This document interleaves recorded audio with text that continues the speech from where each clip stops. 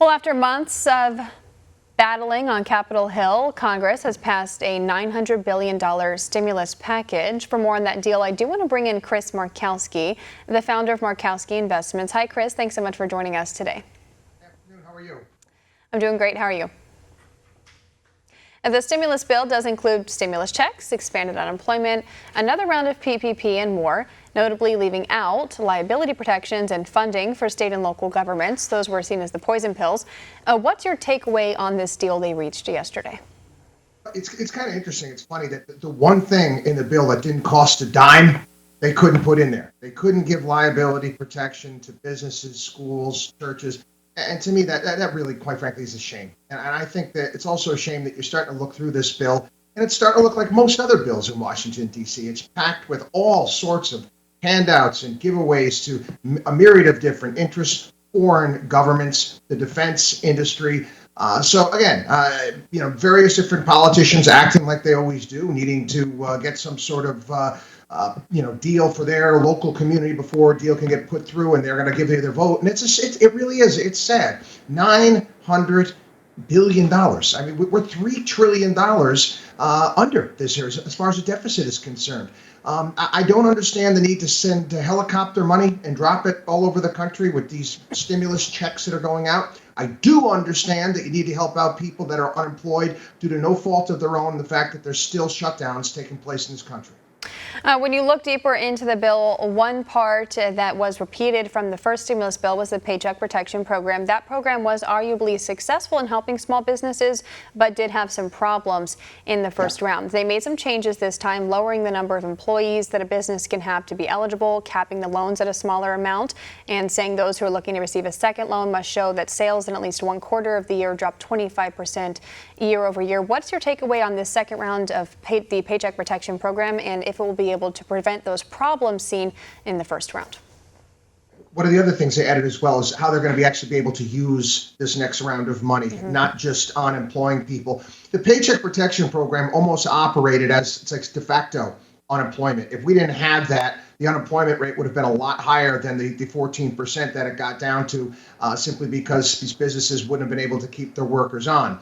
However, you're dealing with a situation right now. If you can't open up your store, can't open up your business, are you going to continue to keep your workers on? I would like for even a little bit more flexibility with the PPP program. And I've talked about this with people before. I think we got to go out to all of these business owners that have been having a difficult time paying their bills for all the reasons that we've discussed, and also help them out with their credit report. I don't want to see these business owners who haven't been able to pay certain bills have that hit them, because we want them to come back and hit the ground running. And if they're not going to be able to have access to the credit markets and go out there and borrow money, I think that'll be difficult as well. And the stimulus bill does come as consumer confidence is pulling backward again. Conference Board's Consumer Confidence Index falling to the lowest level since May this month. Do you think this bill will be able to help improve that sentiment, or do we need something else to get consumers back out there? When you throw cash at something, you're going to stimulate the economy to some degree. If I take a double shot of espresso, it's going to perk me up for a period of time. However, there's a cost involved with all of this. At some point in time, we have to pay this money back. And that means you're going to have to take money out of the economy, which means lower growth down the road. I understand the concept somewhat in regarding to priming the pump, but again, I am more for targeted type of relief. And again, helping out entrepreneurs, the people that are go out there are going to build, create, and hire workers. And we did get a final revision on the third quarter from the Commerce Department today. GDP expanding at an even faster annual rate than originally estimated, 33.4%. What are you expecting to see for the fourth quarter and then into 2021?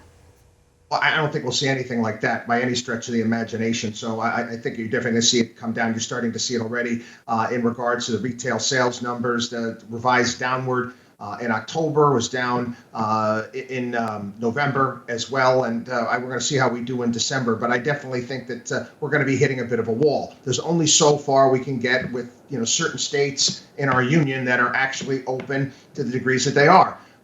You see certain businesses out there that one would think, for example, Marriott, laying off 800 and some odd workers for their Times Square hotel, but that doesn't take effect until March. So I'm thinking, okay, we got the vaccine coming out. Don't they think that people are going to start coming back? If they did, why are they laying them off in March? So yeah, I do think many big businesses out there, and especially in certain sectors, see weakness moving forward. All right, Chris Markowski, founder of Markowski Investments, joining us to discuss the new stimulus bill and expectations for future recovery. Thanks so much for coming on the show today, Chris.